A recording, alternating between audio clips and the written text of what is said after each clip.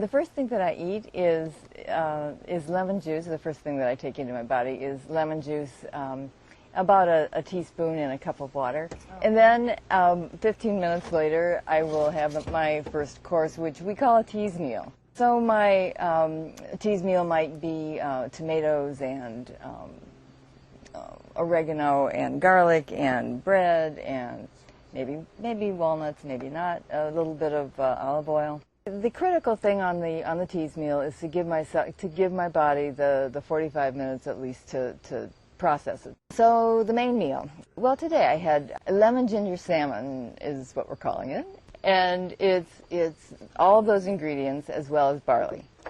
Barley is a very nutritious grain, and the combination of the salmon with the barley is just terrific.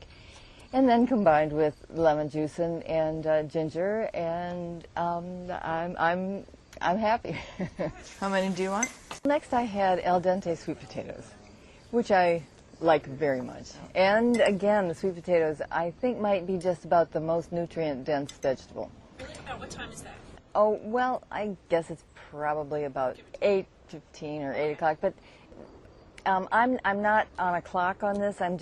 It's my next course, and as I said, I'm a slow eater, so what my clock isn't necessarily what anybody else's would be. I may have a fruit course, so that would be, and I often have it with wheat berries because it's such a nice combination. What I've been doing lately is using frozen fruit because, well, we are very interested in eating organic, and it's a little bit easier to know what we're getting, I guess, if we can believe the labels. I have one more course usually, which is a sandwich. We call them happy face sandwiches. That is to say, we called them happy face sandwiches until we recognized that making an open face sandwich is much more time consuming than making a deep dish sandwich. So I take a ramekin, a large mug, something, and break a piece of bread into it in bite-sized pieces, add a lemon juice and olive oil, and then vegetables from the night before, or a green bean puree is really a favorite that we've been using. And that's usually the last course of my breakfast. End of the day? Oh, no. That's breakfast. Oh. And then, I'm hoping that I'm finished with that by 9:30-ish.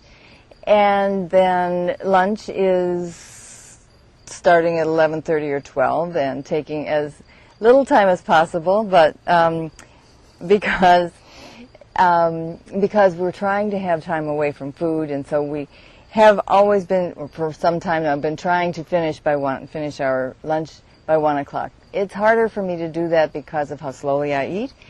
But that's the goal. Okay.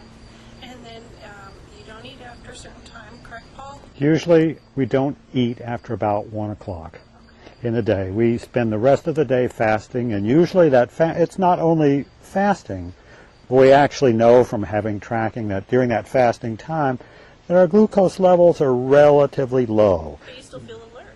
Oh, you begin to feel extremely alert. Your cognition begins to improve. A lot of people talk about hypoglycemia when they don't eat. It's just the opposite.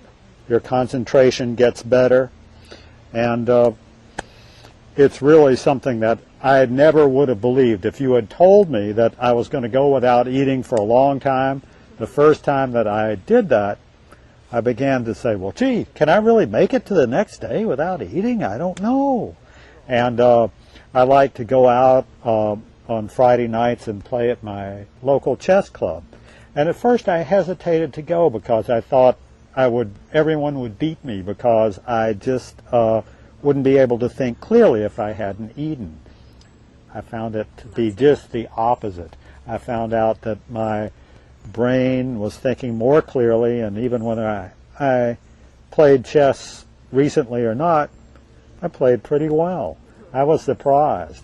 And as time went on, my body seemed to adjust more and more, and I found I looked as much forward to the fasting period as I do the eating period.